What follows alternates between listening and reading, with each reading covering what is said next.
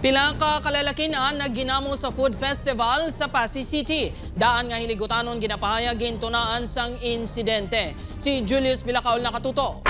Right!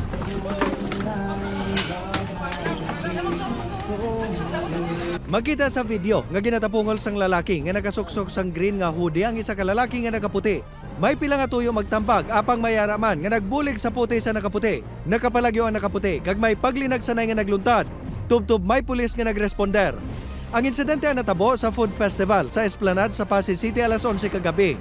Ang mga imbulbado ginapahayag nga kilalanay man lang. Posible wala lang nagintindihanay sa istorya parte sa karera sa motorsiklo kag sa kahulugbon. Paglabay sang isa, nung nag-anay sila sir, nagsuya-anay. Amo man lang tugulpi nga nagsubaganay sila lagi. Tigin upang sa mga upod nila sir, iyawan sila magkaupang. Wala man sang gin-report nga nasamaran sa insidente. May pila ka individual nga gindala sa police station. Apang sang dito na, nagsugta na ang mga ining hindi na magreklamo, gani ginpahanugutan nga magkagwa. Ang Food Fest ang kabahin sang isa ka festival sang syudad sa weekend.